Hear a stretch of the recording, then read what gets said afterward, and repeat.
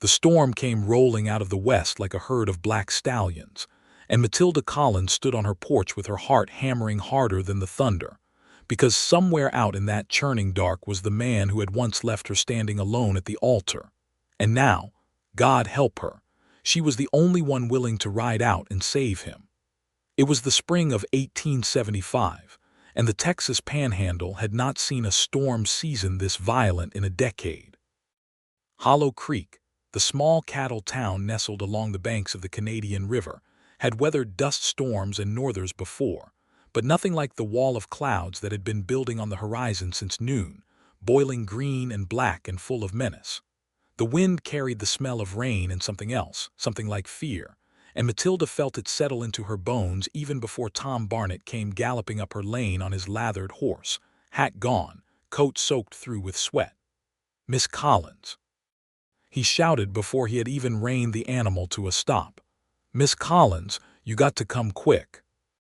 Matilda set down the lantern she had been filling with kerosene and stepped off the porch into the yard, her boots sinking into the mud that the first fat raindrops had already begun to churn up. She was 29 years old, tall for a woman, with auburn hair pulled back beneath a wide-brimmed hat, and hands that had grown strong and capable from 7 years of running her father's ranch alone. She did not scare easily anymore. She had learned that lesson the hard way. "What is it, Tom?" "Slow down and breathe." "It's Roscoe Malone," Tom said, and the name hit her like a fist to the chest. "He rode into town not an hour ago, shot up bad, saying Sela's crane and his boys were right behind him. Sheriff Whitfield tried to get him to the doctor's office, but Roscoe wouldn't have it. Said he had to warn folks out at Widow's Peak. Said Crane was fixing to hit the Bar M herd before they moved it across the river. He took off on that half-dead horse of his right into the storm, and now nobody's seen him since, and the creek's rising something fierce out that way." Matilda's stomach dropped through the mud beneath her feet. Roscoe Malone. She had not heard that name spoken aloud in Hollow Creek in almost 2 years, not since the last rumor drifted through of him working as some kind of range detective up in the Indian Territory, chasing after the men who had murdered his younger brother. She had told herself she did not care what became of him. She had told herself that for 7 long years, ever since the day he had failed to appear at the little white church at the edge of town, leaving her standing in her mother's wedding dress with $200 worth of flowers wilting in the Texas heat, and the whole of Hollow Creek watching her heart break in public. And yet here she was, feeling the old wound tear open as though no time had passed at all. "Where is Sheriff Whitfield now?" she asked, already moving toward the barn. "Trying to raise a posse, but half the men won't go out in this storm, not with the creek rising like it is. Reverend Ashworth says it's suicide to try and cross the low-water bridge tonight. They're saying Roscoe will have to fend for himself until morning." Until morning. Matilda's voice was flat and hard as she threw open the barn door and reached for her saddle. "Tom, if that man is bleeding out there in a flash flood, he will not see morning." "Miss Collins, you cannot mean to go yourself. It's near dark and that storm is only getting worse. You heard what happened to the Prout boy 2 years back, swept clean off his horse and never found." She did not answer him. She was already lifting the saddle onto Copper, her sturdy chestnut gelding, checking the cinch with hands that trembled only slightly, only enough that she was grateful for the gathering dark that hid it from Tom's eyes. She thought of the letter she had never received, the explanation that never came, the 7 years of silence, and beneath all of that, buried deep where she had tried to bury it, the plain and simple fact that she had loved Roscoe Malone since she was 16 years old, and some things, it seemed, did not die just because a person willed them to. "Somebody has to go," she said finally. "And it seems like I am the only one in this town who knows the country around Widow's Peak well enough to find him in the dark. My father and I hunted strays through that ravine 100 times before he passed. I know where the water rises first and where the high ground sits." Tom stared at her, rain now streaming down his face, and something in his expression softened into a kind of respect she had seen grow in the eyes of the townsfolk over the years, ever since she had proven, again and again, that Matilda Collins was not a woman who could be counted out. "At least let me fetch the doc's satchel from your place, and let me ride with you part way. You can ride with me to the fork in the road, but no farther. If that creek is rising the way you say, I do not want two horses risking that crossing, only one. Get word to my sister Sarah that I have gone, and tell her not to worry, and tell Sheriff Whitfield that if he can gather men once this storm breaks, they should come to Widow's Peak at first light." She swung up into the saddle, feeling the old strength in her thighs and back, the strength her father had taught her long before he passed 3 winters ago, leaving her the ranch and the responsibility of raising her sister Sarah alone. She reached into the barn's tack room and grabbed her healer's bag, the same leather satchel she used when the women of Hollow Creek called on her to deliver their babies or set their children's broken bones, since the nearest real doctor was 11 miles distant and often too drunk or too slow to be of much use. She had learned enough from her mother and from hard necessity to stitch a wound, splint a bone, and bring down a fever. It would have to be enough tonight. The rain came harder as she rode out of the yard, Tom close behind her, and the sky above them cracked open with a bolt of lightning that turned the whole world white for one terrible instant, illuminating the black clouds rolling low over the plains like a herd of stampeding cattle. Copper's ears flattened against his skull, and Matilda leaned low over his neck and murmured to him the way her father had taught her. Steady words meant more to calm herself than the animal. She had not planned to think of the wedding day as she rode. She had told herself, more times than she could count over the years, that she was done thinking of it. But the storm seemed to pull the memory up out of the ground where she had buried it, the way floodwater pulled up things long sunk and forgotten. It had been June of 1868, 7 years past now, and she had been 22 years old, standing in the small white clapboard church with the doors thrown open to let in the summer breeze, her mother's wedding dress altered to fit her slim waist, white lace at her throat, her auburn hair braided with wildflowers because Roscoe had once told her, in the soft dark of a summer evening on her father's porch, that she looked like a piece of the prairie itself when she wore flowers in her hair. She had waited, the whole town had waited. Reverend Ashworth, younger then, had checked his pocket watch so many times that Matilda had wanted to snatch it from his hands and throw it into the churchyard. And Roscoe Malone, 26 years old, the man she had loved since she was a girl of 16 watching him break horses in his father's corral, had simply never come. There had been a note, delivered 2 days later by a drifter passing through, 3 lines scrawled in Roscoe's careless hand. "I am sorry, Matilda. I have to go.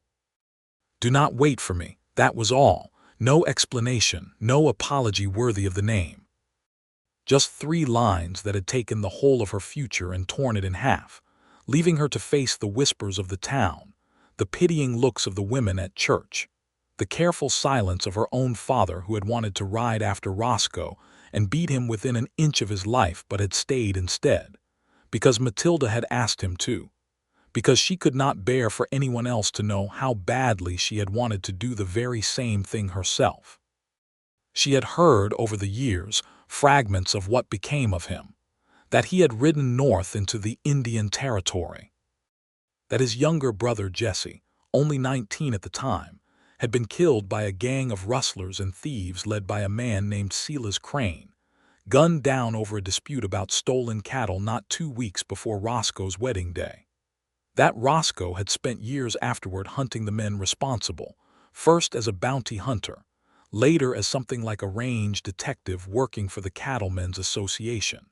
She had heard he carried a scar along his jaw from a knife fight in Dodge City. She had heard he never stayed anywhere long enough to put down roots. She had heard, and had refused to let herself hope, that he had never married. None of it had ever explained why he could not have simply told her the truth before he left, why he had chosen silence and a 3-line note over the woman who loved him. That question had festered in her for 7 years, and she had built her whole life, brick by careful brick, around the answer she had given herself, that Roscoe Malone had never loved her enough to trust her with the truth, and a man like that did not deserve 7 years of her grief, let alone the rest of her life.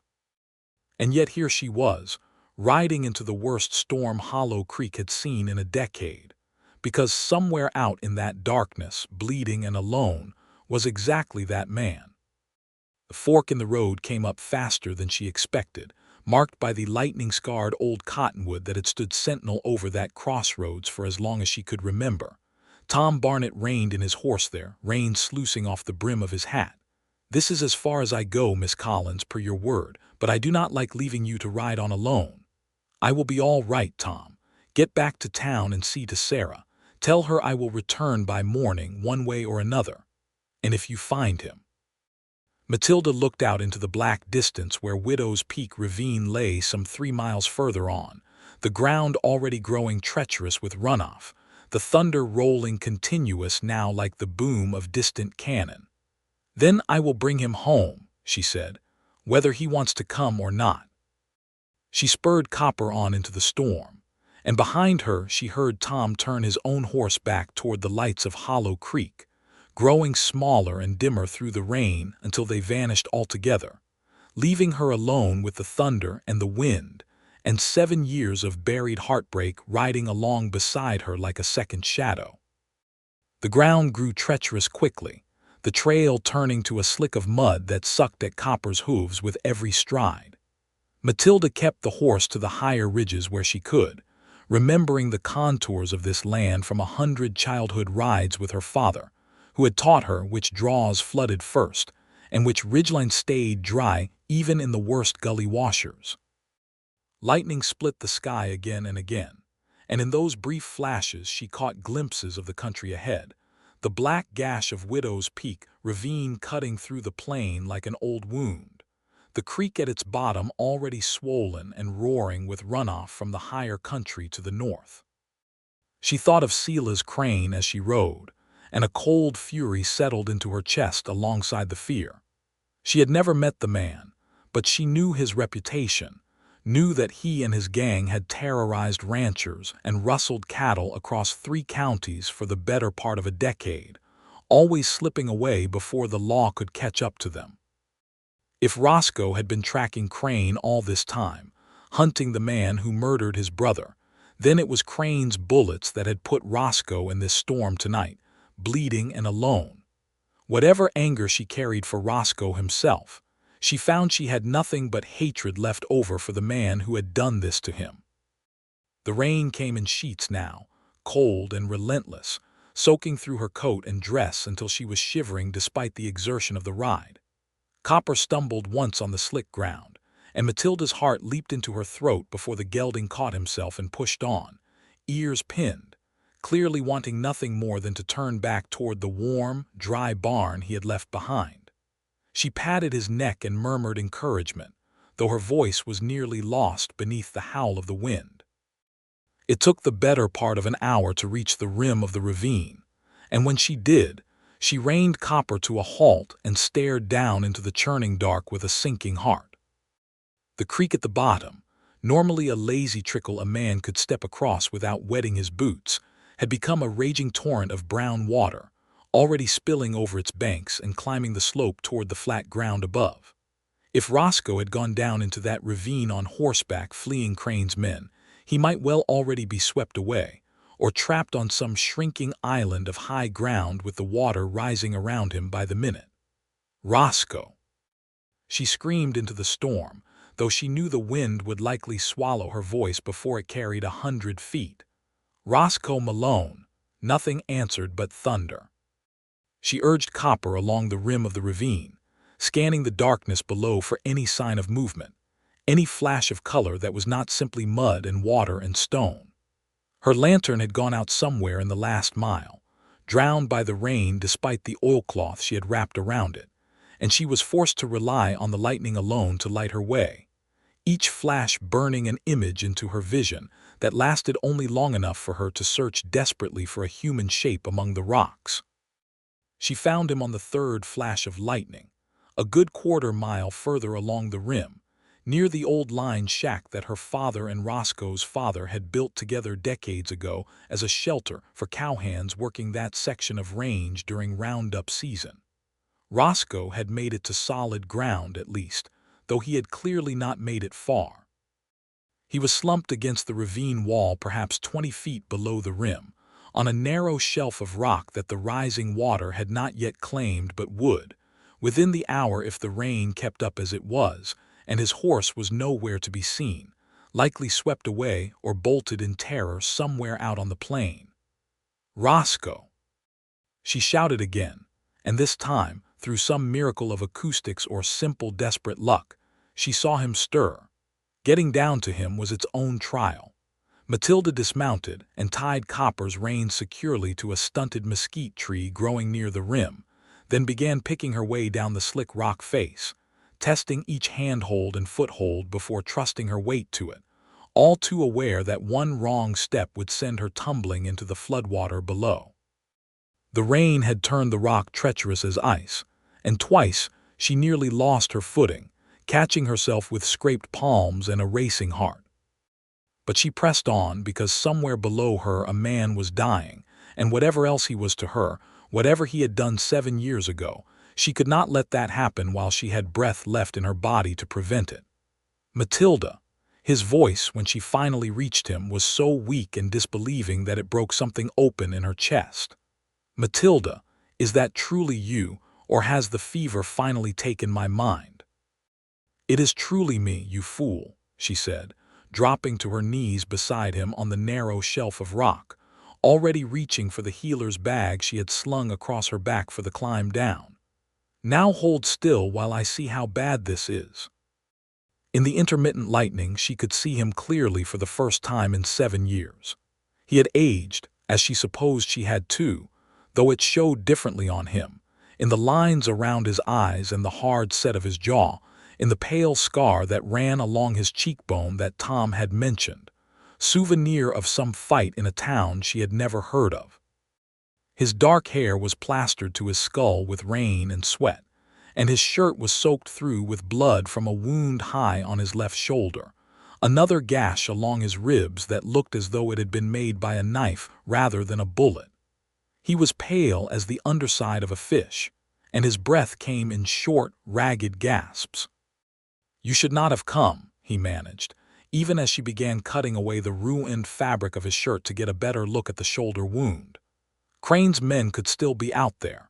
If they find you here with me, then I suppose you had better hope they do not," she said tartly, though her hands, examining the wound with the careful skill of years spent tending injuries far from any real doctor, were gentle as a mother's. "This bullet is still in you. I can feel it just under the skin here near the collarbone. It must have hit something on its way in and lost most of its force, or you would not be alive to complain about my rescuing you. I was not complaining. You were about to." Despite everything, despite the pain evident in every line of his body, she saw the ghost of a smile touch his cracked lips. "I had forgotten how sharp your tongue could be, Matilda Collins. You had forgotten a great many things, it seems, Roscoe Malone, not least of which was how to show up to your own wedding." The words came out before she could stop them, sharper than she intended. 7 years of grief finding a crack to slip through even here, even now, with the man half dead in front of her and the flood rising by the minute. She regretted it instantly, but she did not take it back. Roscoe's eyes, dark and fever-bright, met hers in the next flash of lightning, and something in them looked more pain than the bullet wound in his shoulder could account for. "I know," he said quietly. "I know, and I have carried that shame every day for 7 years, and if you want to leave me here on this rock to drown in this flood, I would not blame you one bit for it. But I am asking you, if you have any mercy left in that heart of yours for the man I used to be, to let me explain myself before you decide. There will be time enough for explaining once I have you out of this ravine, and this water is not climbing toward us with every passing minute," Matilda said, forcing her voice back into the brisk, practical tone she used when tending any patient, friend or stranger or long-lost love alike. "Can you stand if I help you?" he tried, and the effort cost him dearly, a groan tearing from his throat that he clearly tried and failed to suppress. But between his own strength, weakened as it was, and Matilda's steady support beneath his good arm, they managed to get him upright, and from there, slowly, agonizingly, back up the treacherous slope toward the rim of the ravine where Copper waited, stamping nervously at the thunder. By the time they reached the top, both of them were soaked through and shaking with exhaustion, and the water below had climbed another several feet, swallowing the ledge where Roscoe had been sheltering entirely. Matilda did not let herself think too hard about how close that timing had been. "The old line shack," she said, nearly shouting to be heard over the wind. "It still stands, does it not? We passed near it on the way down. Last I saw it an hour or so back before Crane's men ran me to ground. Roof was mostly sound. Then that is where we are going. You cannot ride, and I will not risk the trail back to town with that shoulder bleeding as it is and this storm showing no sign of breaking." She helped him up onto Copper first, positioning him as carefully as she could to keep pressure off the wound, then swung up behind him, taking the reins in hands that ached with cold and exertion. The gelding, seeming to sense the urgency in her, moved out at a careful but steady pace along the rim of the ravine, away from the rising water, toward the dark shape of the line shack that soon resolved out of the rain and gloom ahead of them. It was a small, sturdy structure, built of native stone and rough-hewn timber, the kind of shelter cattlemen had built across the plains for generations to give cowhands somewhere dry to sleep during long weeks of roundup work far from the main ranch house. The door hung slightly askew on its leather hinges, but the roof, as Roscoe had said, appeared largely intact, and when Matilda pushed the door open and helped him inside, she found it dry enough, if dusty and long unused, with an old stone hearth in one corner and a rough plank table pushed against the far wall. "There is a stack of firewood the ranch hands used to keep here," Roscoe said, his voice slurring slightly with pain and fatigue as she eased him down onto a pile of old, musty blankets she found folded in a corner chest. "Under the table, if the years have not rotted it through." She found the wood, dry enough despite its age, and within a few minutes had a small fire crackling in the hearth, casting flickering orange light across the shack's interior and driving back some of the chill that had settled into both their bones. Then she turned her attention fully to Roscoe's wounds, cutting away the rest of his ruined shirt, cleaning the shoulder wound with water from her canteen and carbolic acid from her healer's bag, and setting her jaw with grim determination as she prepared to do what needed to be done next. "This is going to hurt a great deal," she warned him, holding up the small pair of forceps she used for exactly this kind of work. "The bullet needs to come out, or it will fester and you will lose the arm at best, your life at worst.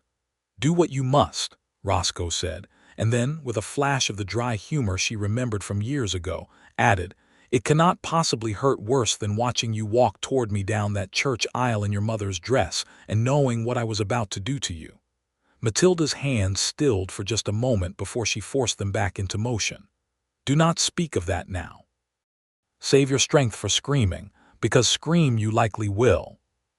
He did when the moment came, a hoarse, strangled sound that he tried gamely to bite back, and Matilda's own eyes stung with tears she refused to let fall as she worked the bullet free with steady, practiced hands.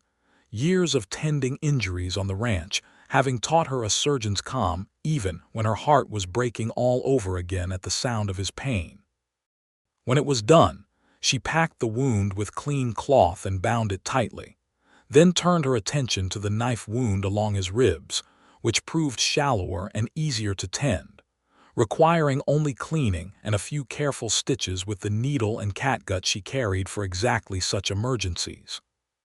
By the time she finished, Roscoe had gone pale and silent, his eyes closed, his breathing evening out into something that might have been sleep or might have been the beginning of the fever she feared. She pressed the back of her hand to his forehead and found it burning hot despite the chill of the storm outside. "Roscoe," she said softly, "Roscoe, can you hear me?" His eyes fluttered open, dark and glassy with fever. "Matilda," he murmured, And then, in a voice so quiet she nearly missed it beneath the drumming of rain on the roof, "I never stopped loving you. Not for one day in 7 years. I want you to know that, in case this fever takes me before I can say it properly." "You are not going to die," she said fiercely, more to convince herself than him. "I did not ride through that storm and dig a bullet out of your shoulder just to watch you die of fever in this shack. Do you hear me, Roscoe Malone? You are going to live, and you are going to tell me every single thing you have been too much of a coward to say for 7 years." A ghost of a smile touched his lips even as his eyes drifted closed again. "Yes, ma'am," he murmured, and then he was asleep or unconscious or somewhere between the two, and Matilda was left alone with the fire and the storm and the terrible, tender weight of a love she had spent 7 years trying to bury. She kept the fire burning through the long hours of the night, feeding it carefully from the small stock of dry wood, and she kept a close watch over Roscoe, cooling his fever with water from her canteen when it seemed to climb too high, listening to the storm rage on outside with a fear that had less to do with the rising creek now and more to do with the man breathing raggedly on the blankets beside her.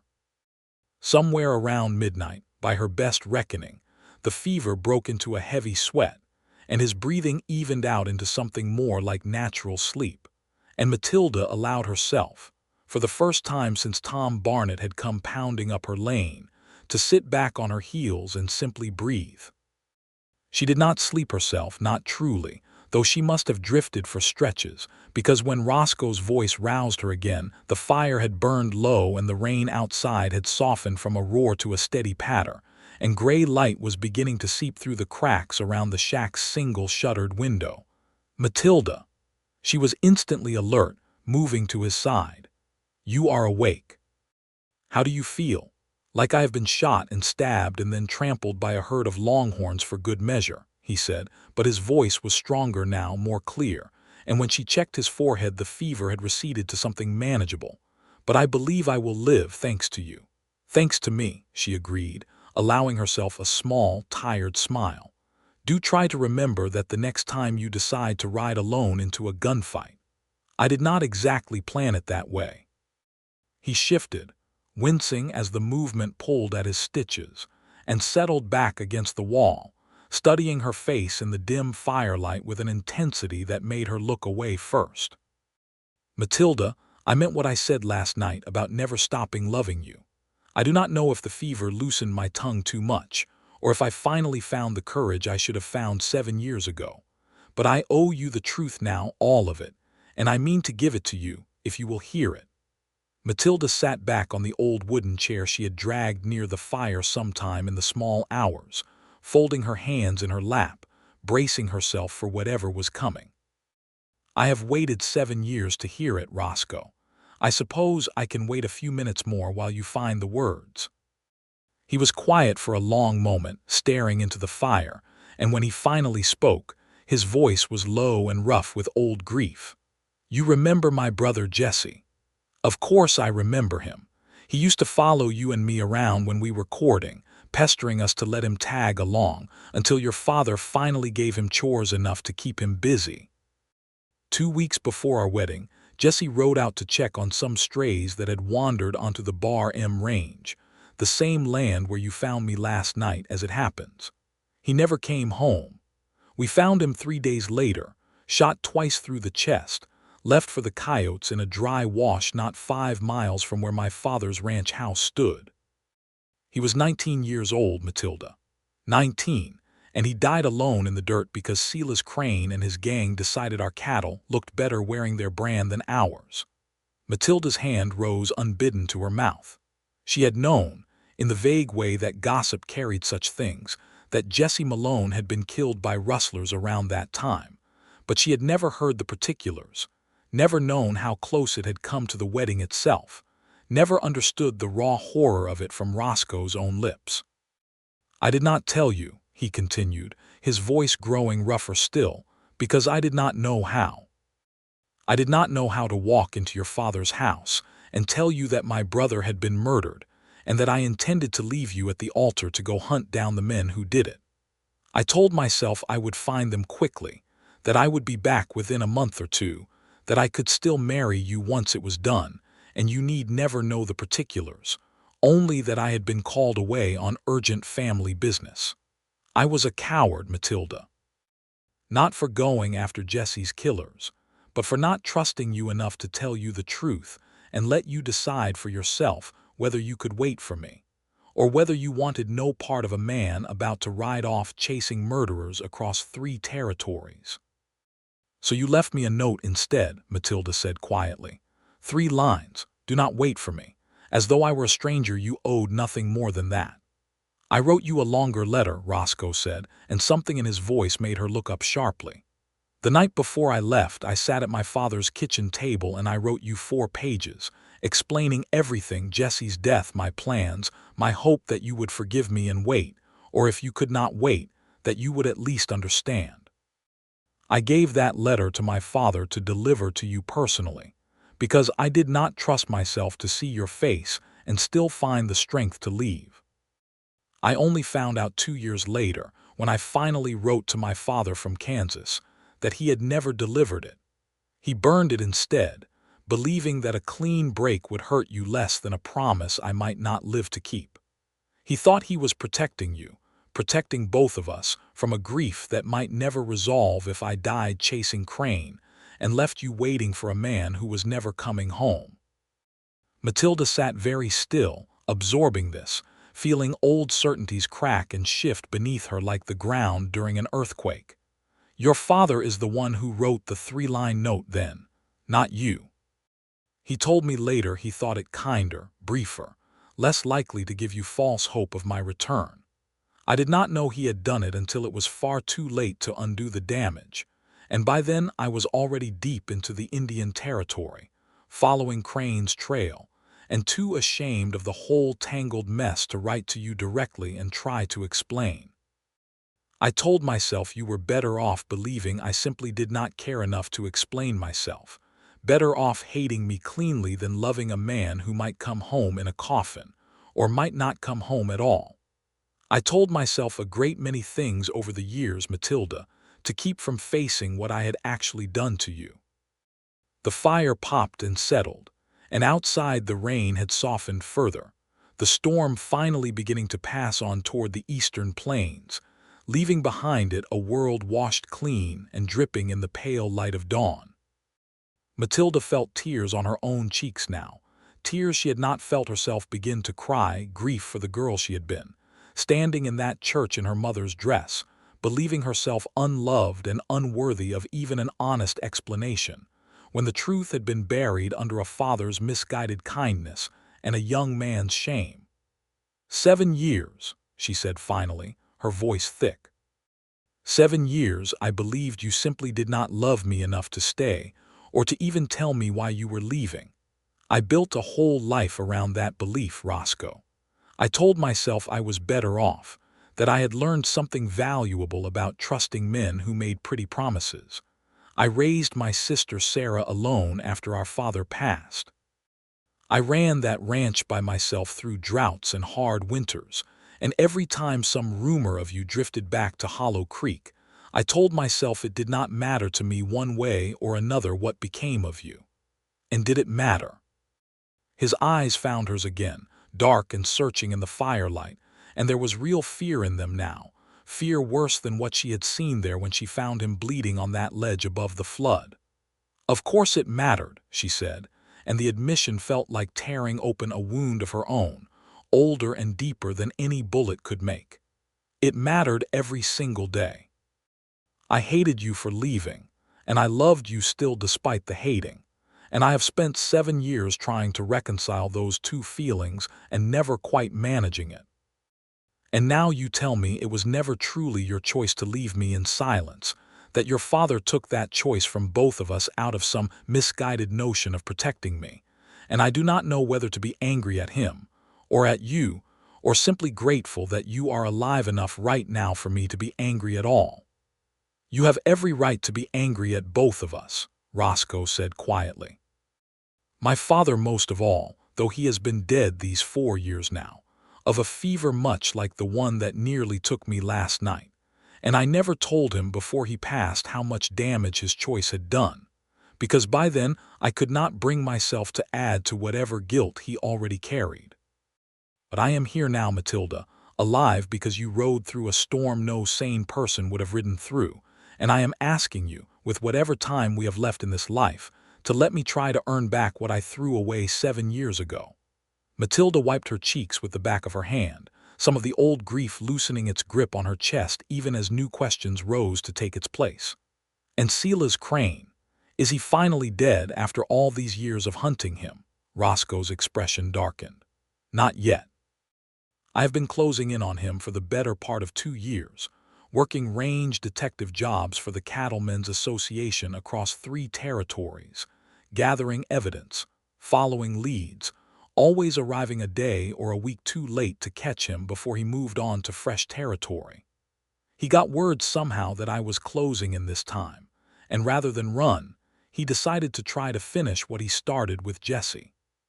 He and 4 of his men ambushed me 2 days' ride north of here, and I only escaped because my horse was faster than theirs across broken ground. I came south toward Hollow Creek because I knew this country, knew I could lose myself in it if I had to, and because—" he hesitated, and something almost boyish crossed his weathered features. "Because some part of me hoped, foolishly perhaps, that if I was going to die running from Crane's guns, I wanted to die somewhere near you, even if you never knew I was close." "That is the single most foolish thing I have ever heard a man say," Matilda said, but her voice had lost its edge, and something warmer had crept into it instead. "I have had 7 years of practice being foolish where you are concerned."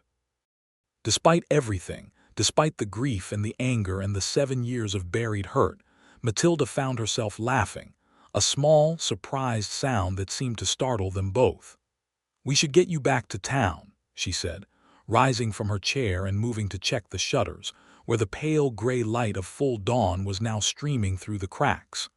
"The storm has broken, and Sheriff Whitfield should be organizing a search party by now.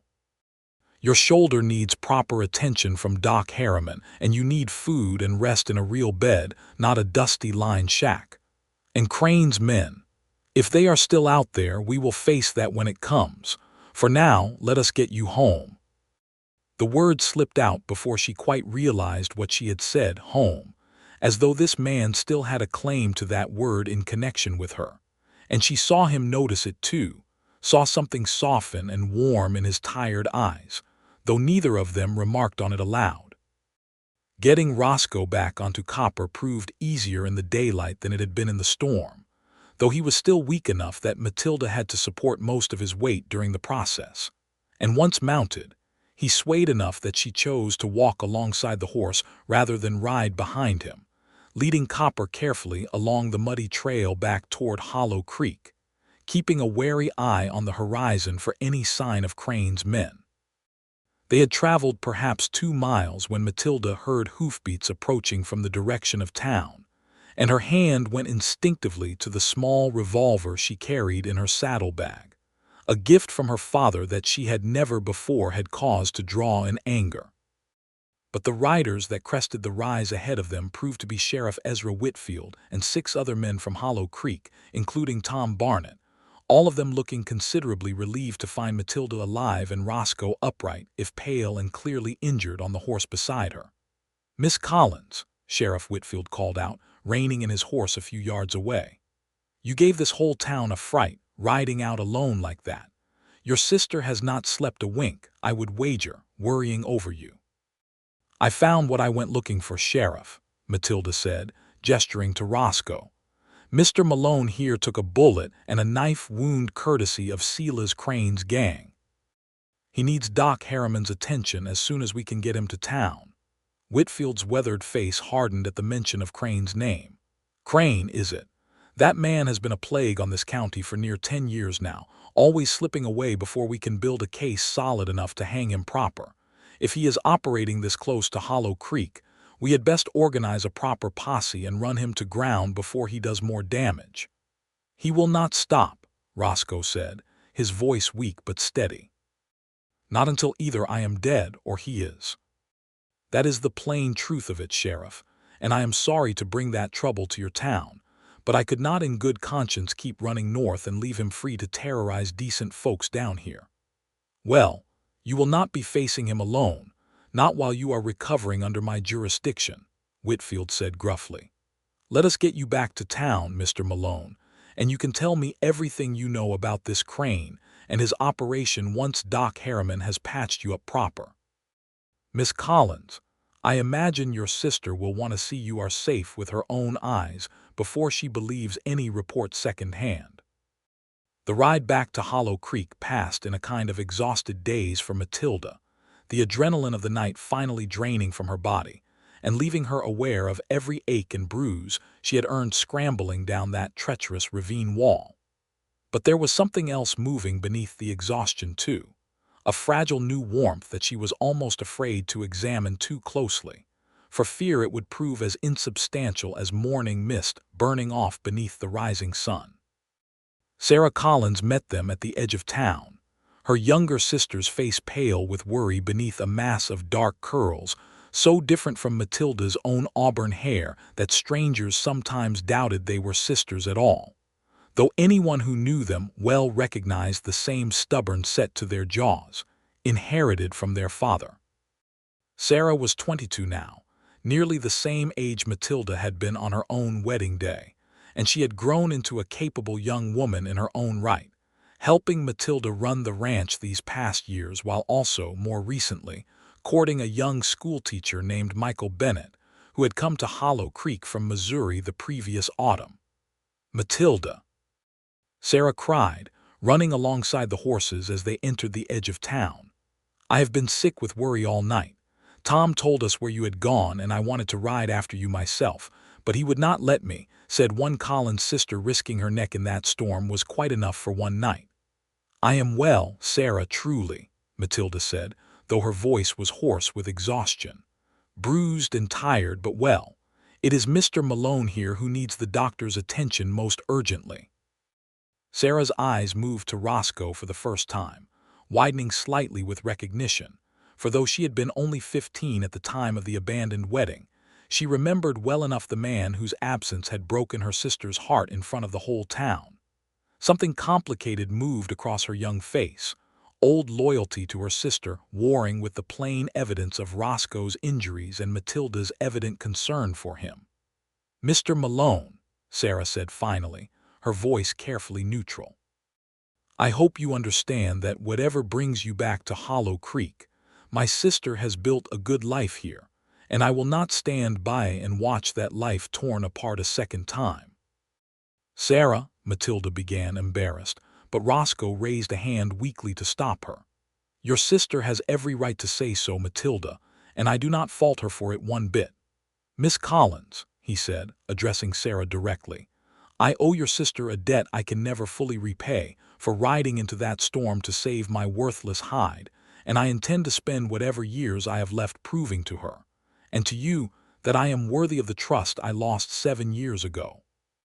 But I will not ask for anything she is not willing to give freely, and if that means friendship and nothing more, I will accept that too and be grateful for it. Sarah studied him for a long moment, then nodded slowly, some of the tension easing from her shoulders. Well, we shall see, Mr. Malone. Now let us get you to Doc Harriman before you fall clean off that horse from blood loss and stubbornness combined.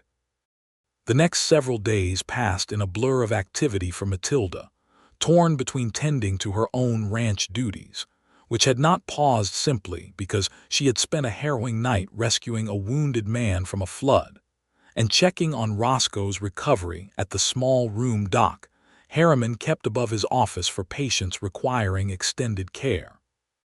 Doc Harriman, a stout, balding man in his 50s who had served as an army surgeon during the recent war before settling in Hollow Creek, pronounced Roscoe fortunate to be alive, praised Matilda's field surgery in terms that made her blush despite herself, and prescribed rest, clean bandages, and beef broth in quantities that Roscoe grumbled about but dutifully consumed.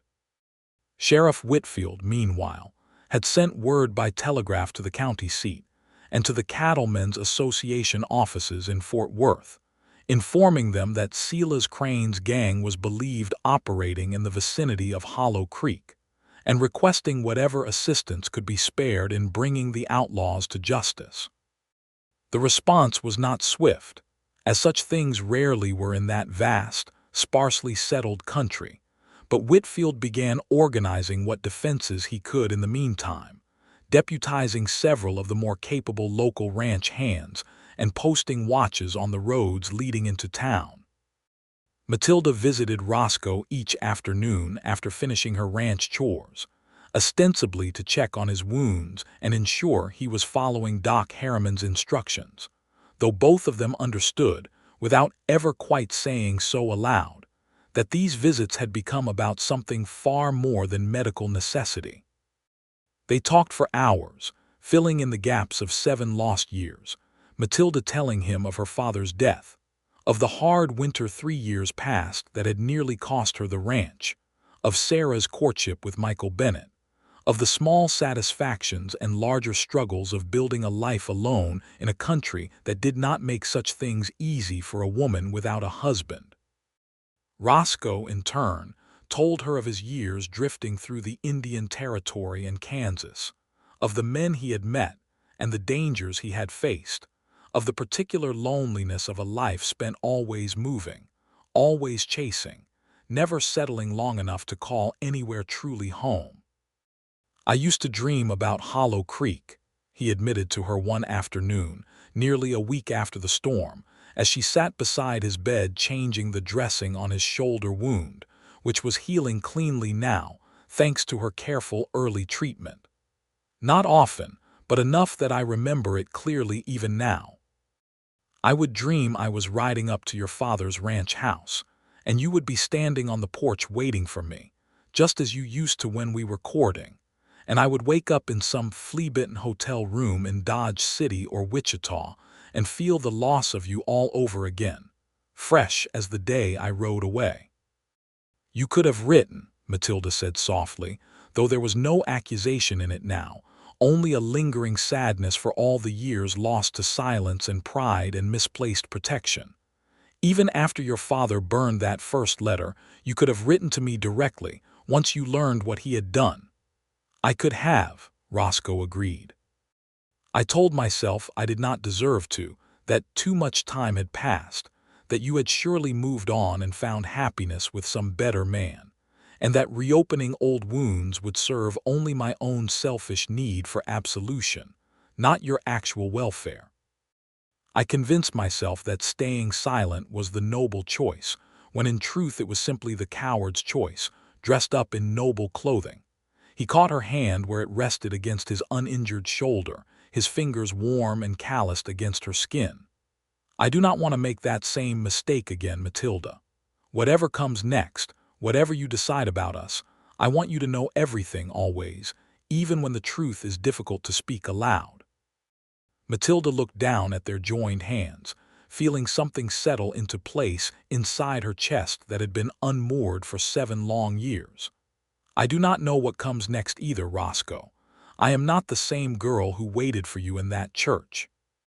I have built a life here, a good life, and I am not certain I am willing to hand the whole of it over to a man I have known again for barely a week, however much history stands behind us." "I am not asking you to hand anything over," Roscoe said quietly. "I am only asking for the chance to court you properly this time, to earn back your trust slowly, the way I should have earned it the first time instead of assuming it was mine simply because we had known each other since childhood.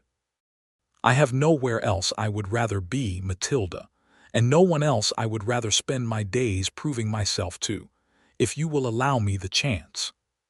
She did not answer him immediately, but she did not pull her hand away either, and something in the quiet, hopeful way he watched her face told her that he understood the silence for what it was. Not refusal, but the careful, guarded beginning of hope. The trouble with Silas Crane came to a head some 10 days later, on a warm evening in late April when the last traces of the storm's damage had finally been cleared from Hollow Creek streets, and the Canadian River had settled back into its normal banks. Roscoe had recovered enough by then to move about with only a slight stiffness in his shoulder, though Doc Harriman had warned him against any strenuous activity for at least another fortnight. Advice that Roscoe, predictably, found difficult to heed once word reached Sheriff Whitfield that Crane's gang had been spotted just south of town, apparently scouting the roads for an opportunity to strike. Matilda learned of it from Sarah, who had heard it from Michael Bennett, who had heard it from one of the deputized ranch hands keeping watch on the southern approach to town. She found Roscoe at the small boarding house where he had taken a room once Doc Harriman pronounced him well enough to leave the surgery, already strapping on his gun belt despite his still healing shoulder. "You cannot mean to ride out after him in your condition," she said, planting herself in the doorway with her arms crossed, though her heart was hammering with fear rather than anger. "Roscoe, you can barely lift that arm above your shoulder. Let Sheriff Whitfield and his deputies handle this." "Whitfield is a good man, Matilda, but he does not know Crane the way I do. He does not know how the man thinks, how he sets his ambushes, how he likes to strike where folks least expect it. If I do not ride with them, more good men are liable to die trying to catch a fox that has slipped every trap set for him these 10 years. And if you ride out there and get yourself killed, what then? Do you imagine that would somehow make things right, dying in some ditch just when we have finally found our way back to each other?" Her voice cracked on the last words, and Roscoe's hands stilled on his gun belt, his expression softening as he crossed the small room to stand before her. "Matilda, I have spent 7 years hunting this man because he took my brother from me, and because I could not live with the thought of him doing the same to some other family while I did nothing to stop him. That has not changed simply because I have found my way back to you. If anything, it matters more now because I mean to build a future with you, and I cannot do that while Silas Crane still draws breath, knowing he will always be out there, always a threat to everything and everyone I hold dear. Then let it be Sheriff Whitfield's fight and his deputies.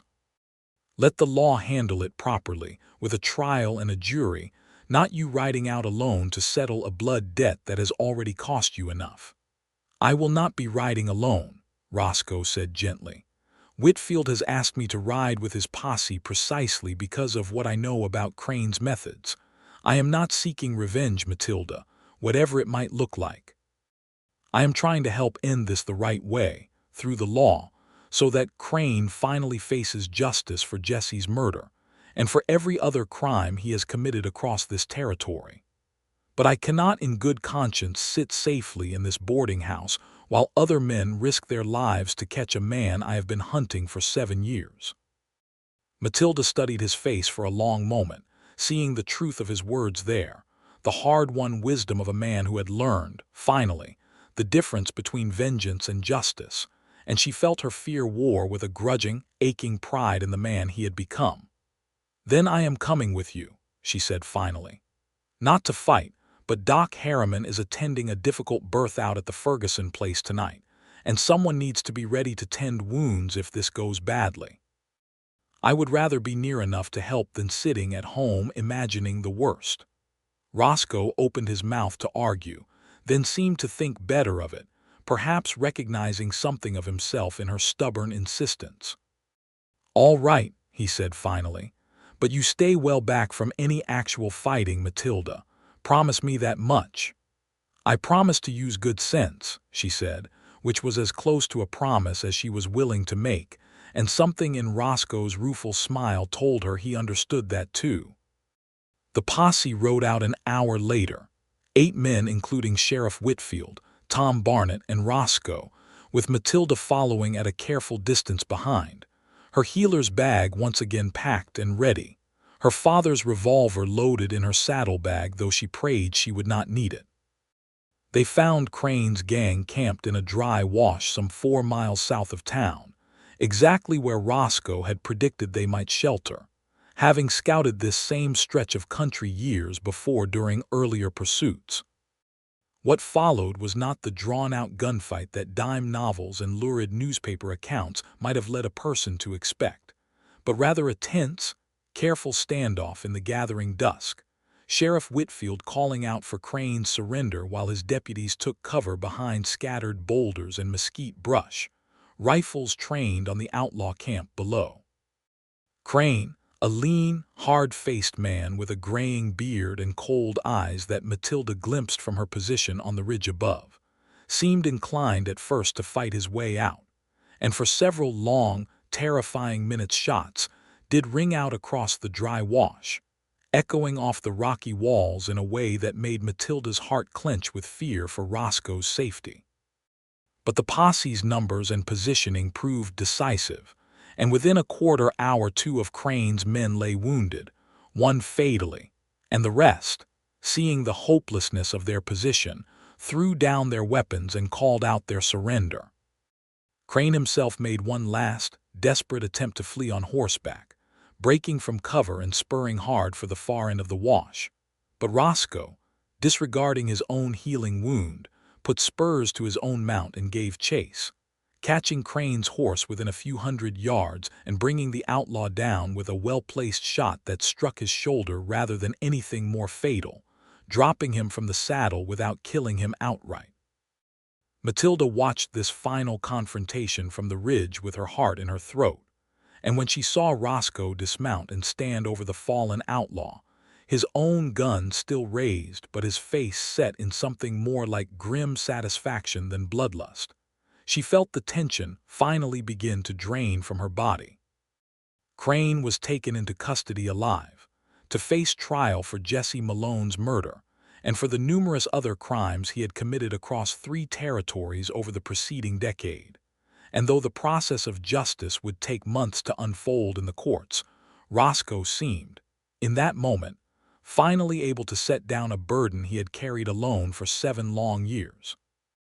Matilda rode down to meet him as the posse began securing their prisoners, and when Roscoe saw her approaching, he handed his reins to Tom Barnett and crossed the distance between them on foot, his face still pale from exertion but his eyes bright with something that looked almost like relief. "It is done," he said quietly, when she had dismounted and stood before him. "After 7 years, it is finally done. Crane will face a judge and jury for what he did to Jesse, and to all those other families he has hurt over the years.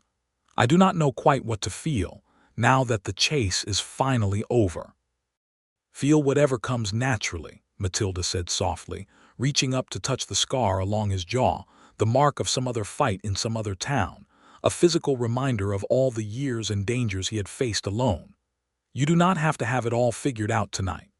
He caught her hand where it rested against his cheek, turning his face into her palm in a gesture so tender it made her breath catch. "There is one thing I have figured out," he said, his voice low and rough with feeling. "I do not want to spend one more day of my life without you in it, Matilda Collins. I know I forfeited any right to ask this of you 7 years ago, and I know I am asking again far sooner than perhaps I ought, given how recently we have found our way back to each other. But I love you. I have loved you since we were 16 years old and you were the prettiest, sharpest-tongued girl in 3 counties, and I have loved you through every mile of every road I have traveled since, whether I let myself admit it or not. I am asking you, if you can find it in your heart to forgive an old fool for the wrongs he has done you, to let me spend the rest of my life making up for lost time." Matilda felt tears rising, hot and unstoppable, and this time she did not try to hold them back. "You left me at the altar once, Roscoe Malone," she said, though her voice trembled with something that was not entirely grief. "If I say yes to whatever you are about to ask, you had better be certain this time, certain enough to walk through fire itself to reach that church on time." "I rode through a flood to reach you," he said, a smile breaking across his weathered face, "and I would ride through fire twice over if it meant spending my life at your side. Matilda Collins, will you do me the very great honor of marrying me, properly this time, before the whole of Hollow Creek and God himself as witness?" She laughed through her tears, a sound of pure, disbelieving joy that seemed to rise up out of 7 years of buried grief and carry it away like floodwater finally receding to reveal solid ground beneath. "Yes," she said. "Yes, Roscoe Malone, I will marry you, though if you leave me standing at that altar a second time, I promise you I will hunt you down myself, and I will not be nearly so gentle removing whatever bullet I put in you as I was the first time." He laughed then too, pulling her into his arms despite the ache still lingering in his healing shoulder.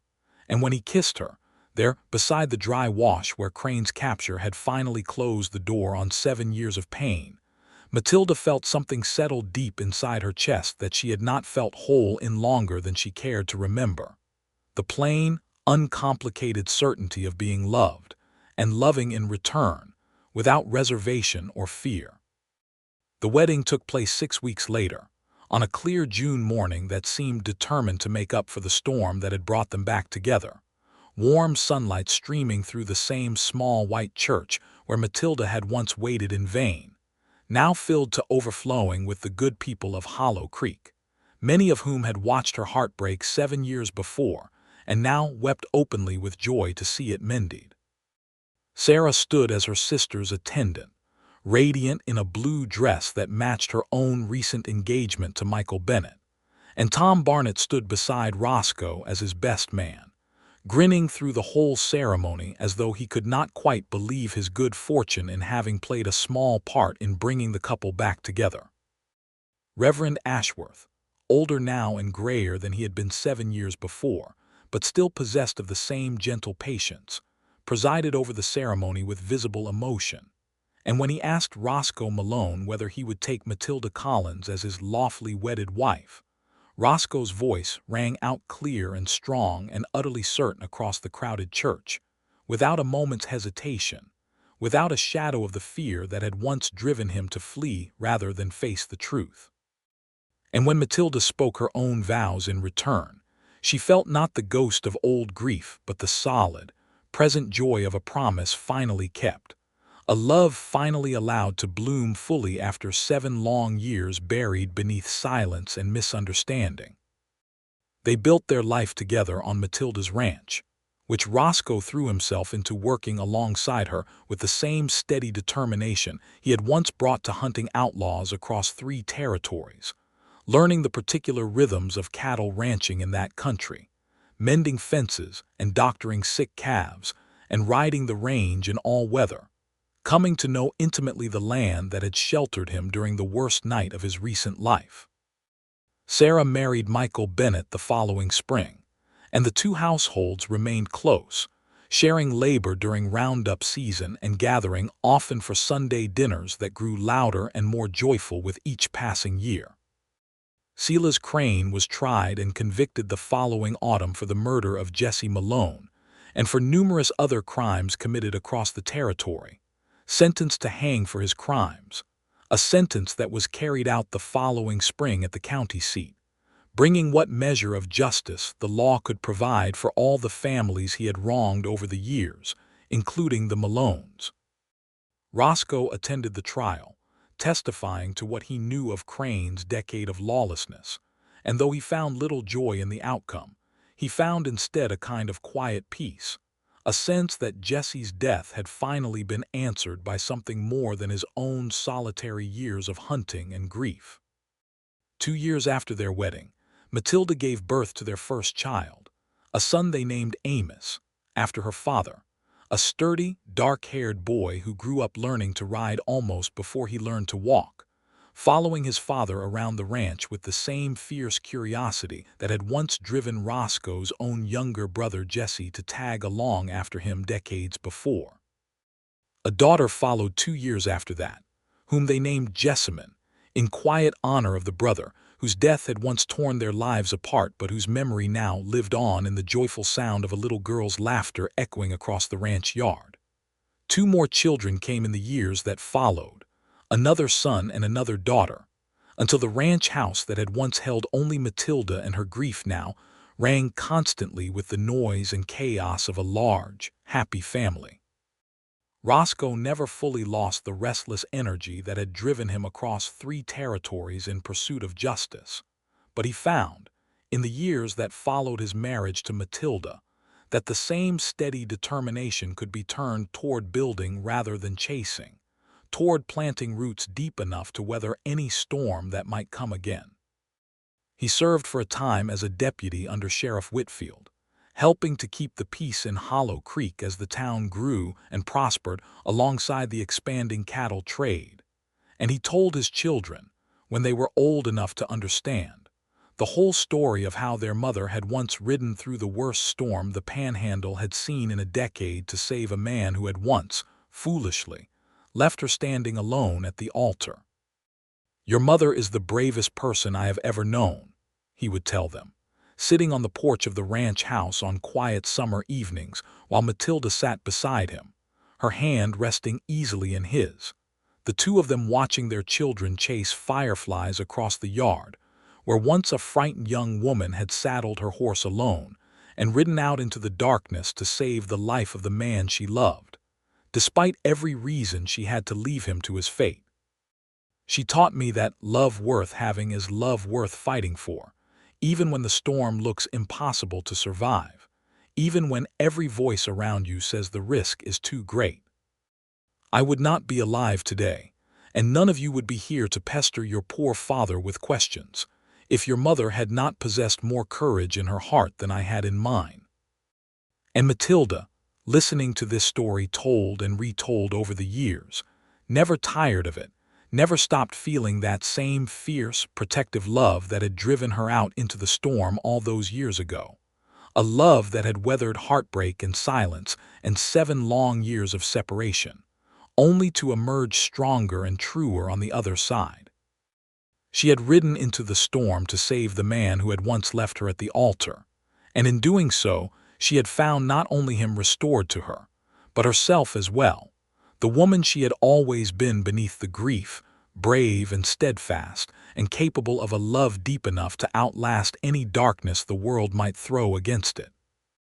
They grew old together on that ranch, watching their children grow and marry and have children of their own, watching Hollow Creek transform from a rough frontier town into a settled community with its own school and church, and eventually its own small hospital, built in part through funds that Matilda herself helped raise, remembering all too well the years when the nearest real doctor had been 11 miles distant and often too slow to help those in true need. And on quiet evenings, when the work of the day was done, and the sky above the Panhandle turned to gold and rose with the setting sun, Roscoe would often take Matilda's hand and lead her out to sit beneath the old cottonwood tree that marked the fork in the road where Tom Barnett had once turned back and left her to ride on alone into the storm. And there they would sit together, content and quiet, two people who had found their way back to each other against every reasonable expectation, grateful beyond words for the storm that had, in the end, brought them home.